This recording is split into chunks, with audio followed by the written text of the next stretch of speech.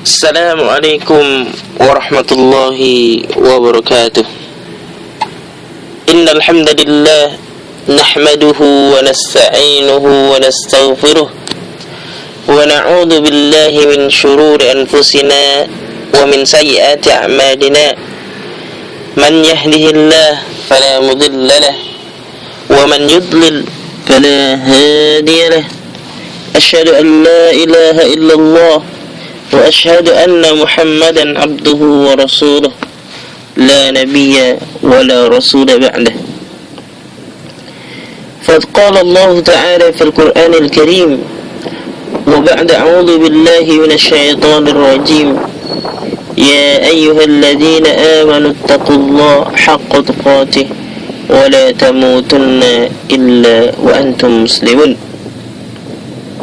Amma ba'd. Kaum muslimin yang dimuliakan oleh Allah Subhanahu wa ta'ala,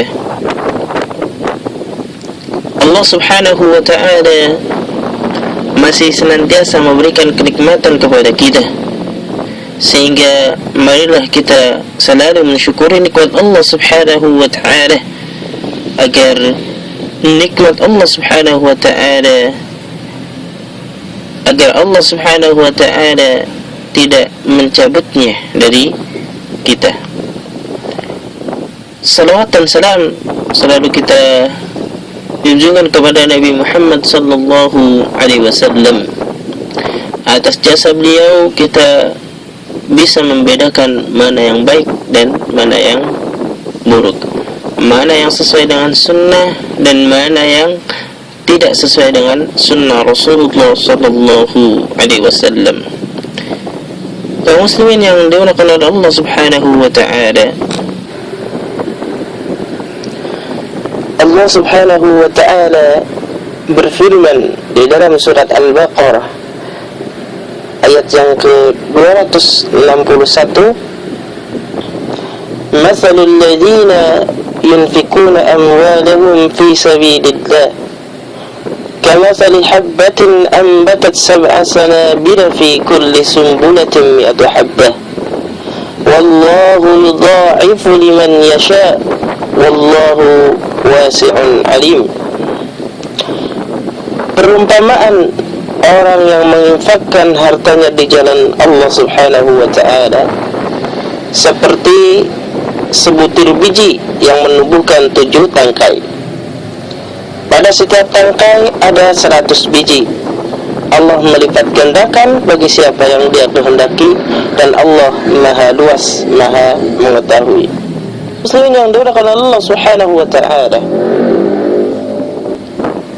ayat tersebut menunjukkan bahwa orang yang menginfakkan di jalan Allah Subhanahu wa ta'ala diperumpamakan seperti sebutir biji, yang mana biji tersebut akan menumbuhkan 7 tangkai, dan setiap tangkai akan menumbuhkan 100 biji. Satu biji kita tanam, dia menumbuhkan 100 biji lagi. Nah, 100 biji kita tanam semuanya, maka akan beratus-ratus biji yang dia akan tumbuhkan. Dan juga jikalau misalnya setiap biji kita tanam lagi, tanam terus, maka itulah perumpamaan orang yang menginfakkan hartanya di jalan Allah Subhanahu wa ta'ala. Begitulah Allah Subhanahu wa ta'ala melipat gandakan bagi orang-orang yang Dia kehendaki. Tentunya Allah Subhanahu wa ta'ala meneruskan di dalam ayatnya, ayat setelahnya, alladzina yunfikuna amwalahum fi sabilillah thumma la yutbi'una ma anfaqu mannan wa la adha lahum ajruhum inda rabbihim wa la khaufun 'alaihim wa la hum yahzanun. Allah Subhanahu wa ta'ala berfirman, orang yang menginfakkan hartanya di jalan Allah Subhanahu wa ta'ala, kemudian tidak mengiringi apa yang dia infakkan itu dengan menyebut-nyebutnya dan menyakiti perasaan penerima, mereka memperoleh pahala di sisi Tuhan mereka, tidak ada rasa takut pada mereka, dan mereka tidak bersedih hati. Inilah syarat yang digambarkan oleh Allah Subhanahu wa taala. Di antaranya kita menginfakkannya karena Allah Subhanahu wa taala, dan juga kita menginfakkannya jangan menyebut-nyebutkannya, dan juga jangan menyakiti perasaan penerima. Maka itulah syarat yang akan diberikan pahala gandakan oleh Allah Subhanahu wa taala. Allah Subhanahu wa taala menjelaskan di dalam ayat selanjutnya, qaulun ma'rufun wa maghfiratun khairun min shadaqati yatba'uha adha wallahu ghaniyyun halim. Allah Subhanahu wa taala berfirman, perkataan yang baik dan pemberi maaf lebih baik daripada sedekah yang diiringi tindakan yang menyakiti. Allah Maha Kaya, Maha Penyantun. Dan juga Allah Subhanahu wa taala berfirman di dalam ayat selanjutnya, ayat yang ke-264, ya ayyuhalladzina amanu la tubtilu shadaqatikum bil manni wal adha kalladzi yunfiqu malahu ria'an nas wa la yu'minu billahi wal yawmil akhir فمثله كمثل صفوان عليه تراب فأصابه وابل فتركه صلدا لا يقدرون على شيء مما كسبوا والله لا يهدي القوم الكافرين. Wahai orang-orang yang beriman, janganlah kamu merusak sedekahmu dengan menyebut-nyebutnya dan menyakiti perasaan penerima, seperti orang yang menginfakkan hartanya karena pamer kepada manusia, dan dia tidak beriman kepada Allah dan hari akhir. Perumpamaannya, orang itu seperti batu yang licin yang di atasnya ada debu. Kemudian batu itu ditimpa hujan lebat, maka tinggallah batu itu licin lagi. Mereka tidak memperoleh sesuatu apapun dari apa yang mereka kerjakan, dan Allah tidak memberi petunjuk kepada orang-orang kafir. Masya Allah, Allah Subhanahu wa ta'ala memperumpamakan orang yang berinfak. Mereka menyebut-nyebutkan infaknya, dan mereka menyakiti perasaan penerima, ya. Seperti apa tadi yang diperumpamakan oleh Allah Subhanahu wa taala? Seperti batu licin yang di atasnya ada debu. Kemudian batu tersebut ditimpa hujan lebat, maka tinggallah batu itu licin lagi. Itulah yang digambarkan oleh Allah Subhanahu wa taala. Dan juga Allah Subhanahu wa taala berfirman di dalam ayat yang ke-265 di dalam surat Al-Baqarah, wa mathalul ladzina yunfikuna amwalahum ibtigha'a mardatillah wa tasbitan min anfusihim kamathali jannatin bi rabwatin asabaha wabil fa'atat ukulaha di'fan fa in lam yusibha wabilun fatal wallahu bima ta'maluna basir. Dan perumpamaan orang yang menginfakkan hartanya untuk mencari ridha Allah Subhanahu wa ta'ala dan untuk memperteguh jiwa mereka seperti sebuah pohon yang terletak di dataran tinggi yang disiram oleh hujan lebat, maka kebun itu menghasilkan buah-buahan 2 kali lipat. Jika hujan lebat tidak menyiraminya, maka embun pun memadai. Allah Maha melihat apa yang kamu kerjakan. Kaum muslimin yang dimuliakan oleh Allah Subhanahu wa ta'ala, itulah perumpamaan orang yang menginfakkan di jalan Allah Subhanahu wa ta'ala. Dan hendaknya bagi kita, bagi kaum muslimin, hendaknya menginfakkan sesuai dengan kemampuan mereka. Bagaimana firman Allah Subhanahu wa ta'ala di dalam surat At-Talaq ayat yang ke-7, liyunfik du sa'atin min sa'atih wa man qudira alaihi rizquhu falyunfik mimma ataahu Allah la yukallifullahu nafsan illa ma ataha. Hendaknya orang yang diberi kelapangan memberi nafkah menurut kemampuannya, dan orang yang disempitkan rezekinya hendaknya memberi nafkah dari harta yang diberikan Allah kepadanya. Allah tidak memikulkan beban kepada seseorang melainkan sekedar apa yang Allah berikan kepadanya. Dan juga sabda Rasulullah sallallahu alaihi wasallam, nafkah yang paling besar pahalanya itu adalah kepada istrinya. Sebagaimana sabda Rasulullah SAW, wa an Abi Hurairah radhiyallahu anhu qala Rasulullah sallallahu alaihi wasallam, dinarun anfaqtahu fi sabilillah, wa dinarun anfaqtahu fi raqabatin, wa dinarun tasaddaqta bihi ala miskin, wa dinarun anfaqtahu ala ahlik, a'dahuma ajran alladhi anfaqtahu ala ahlika. Rawahu Muslim. Dari Abu Hurairah radhiyallahu anhu berkata bahwa Rasulullah sallallahu alaihi wasallam bersabda, dinar yang kamu nafkahkan di jalan Allah, dinar yang kamu nafkahkan untuk memerdekakan budak, dinar yang kamu nafkahkan untuk orang miskin, dan dinar yang kamu nafkahkan untuk istrimu, maka yang paling besar pahalanya adalah yang kamu nafkahkan untuk istrimu. Hadis riwayat Muslim. Dan juga Rasulullah sallallahu alaihi wasallam mengajarkan kepada kita agar menginfakkan sesuatu yang disenangi dan yang baik. Sebagaimana firman Allah Subhanahu wa taala, "Lan tanalul birra hatta tunfiqu mimma tuhibbun." Kamu sekali-kali tidak akan sampai pada kebajikan yang sempurna sebelum kamu menafkahkan harta yang kamu cintai. Surat Al-Imran ayat yang ke-92. Allah Subhanahu wa taala berfirman di dalam surat Al-Baqarah ayat yang ke-267. Ya ayyuhalladzina amanu anfiqu min thayyibati ma kasabtum wa mimma akhrajna lakum min al-ard wa la tayammamul khabitha minhu tunfikun. Hai orang-orang yang beriman, nafkahkanlah di jalan Allah Subhanahu wa ta'ala sebagian dari hasil usahamu yang baik-baik, dan sebagian dari apa yang kami keluarkan dari bumi untuk kamu, dan janganlah kamu memilih yang buruk-buruk lalu kamu nafkahkan daripadanya. Surat Al-Baqarah ayat yang ke-267.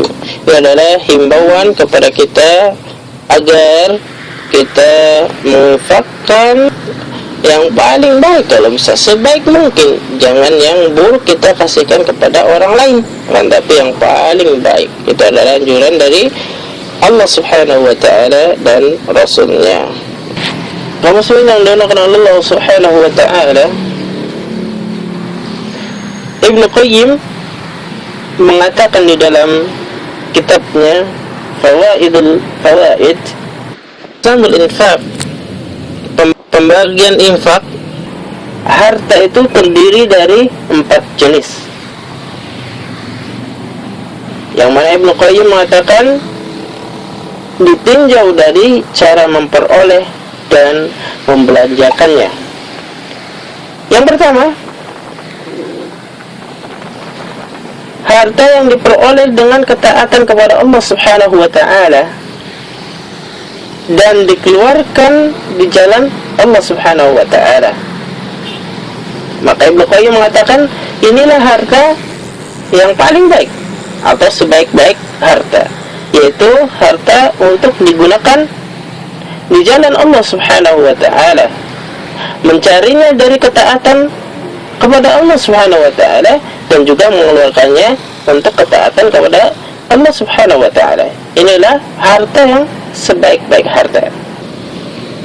Kaum muslimin yang dimuliakan Allah Subhanahu wa ta'ala, harta kita peroleh dengan jalan ketaatan kepada Allah Subhanahu wa ta'ala, maka seyogianya kita keluarkan untuk di jalan Allah Subhanahu wa ta'ala. Banyak sekali contoh-contoh di jalan Allah Subhanahu wa ta'ala. Contohnya untuk berjihad, untuk orang yang membela Islam, untuk orang yang menegakkan Islam, untuk membangun masjid dan membangun pesantren dan yang lainnya. Itu ya, dia peroleh dengan hasil keringatnya, dengan tidak mencuri atau dengan cara yang baik, dan dia keluarkan untuk yang baik pula. inilah harta yang dikatakan oleh Ibnu Qayyim sebaik-baik harta. Marilah kita kembalikan harta kita di jalan Allah Subhanahu wa ta'ala. Dan jenis yang kedua yaitu jenis harta yang diperoleh dengan cara bermaksiat. Bermaksiat kepada Allah Subhanahu wa ta'ala dan dikeluarkan untuk berbuat maksiat kepadanya. Ini yang dikatakan seburuk-buruk harta. Seseorang mencari harta atau mencari nafkahnya dengan cara yang buruk, dengan cara yang bermaksud kepada Allah Subhanahu wa taala. Dan ketika itu pula mereka mengeluarkannya untuk maksiat pula. Maka inilah yang dikatakan seburuk-buruk harta. Contohnya, mereka mendapatkan uangnya dari hasil mencuri dan mereka membelanjakannya berpesta pora untuk mabok-mabokan atau untuk yang lainnya. Dan itulah yang dikatakan seburuk-buruk harta. Dan jenis yang ketiga, harta yang diperoleh dengan cara menyakiti sesama muslim dan dikeluarkan untuk menyakiti sesama muslim pula. Ini juga termasuk seburuk-buruk harta. Dan jenis yang keempat yaitu harta yang diperoleh dengan cara yang mubah dan dikeluarkan untuk memenuhi syahwat yang mubah pula. Maka pada yang demikian itu tidak terdapat pahala ataupun dosa. Ini sangat sia-sia. Dan juga ada cabang, yang cabang tersebut merupakan cabang dari keempat pokok yang di atas, pokok yang tadi kita sebutkan. Yang pertama adalah harta yang diperoleh dengan cara yang hak, cara yang baik, lalu dikeluarkan untuk hal yang batil. Ini sangat sia-sia. Dia peroleh dengan hasil keringatnya sendiri. Setiap harinya dia kerja, keluar dari pagi sampai sore mencari rezeki Allah Subhanahu wa ta'ala. Akan tapi setelah mendapatkan hasil tersebut, lalu dia keluarkan hasil tersebut untuk perbuatan yang sia-sia, untuk perbuatan yang batil. Dan yang kedua, ada harta yang diperoleh dengan cara yang batil atau yang buruk, lalu dikeluarkan untuk sesuatu yang hak. Maka pengeluarannya itu menjadi kafarat, penebusnya. Dan yang ketiga, harta yang diperoleh dengan cara yang syubhat, belum jelas baik dan buruknya, maka kafaratnya adalah dengan menginfakkan harta tersebut untuk ketaatan. Kaum muslimin yang dimuliakan Allah Subhanahu wa ta'ala, cara mendapatkan dan membelanjakan harta itu selalu berkaitan dengan pahala dan siksa, juga pujian dan celaan. Maka seseorang itu akan ditanya tentang pemasukan dan pengeluarannya, dari mana ia mendapatkan hartanya dan kemana ia membelanjakan hartanya. Itulah himbauan kepada kita agar hati-hati di dalam mendapatkan harta dan membelanjakan hartanya, dan agar kita selalu teliti di dalam masalah harta tersebut. Mudah-mudahan kita bisa senantiasa membedakan antara yang baik dan yang buruk. Subhanakallahumma wa bihamdika asyhadu an la ilaha illa anta astaghfiruka wa atubu ilaik. Assalamualaikum warahmatullahi wabarakatuh.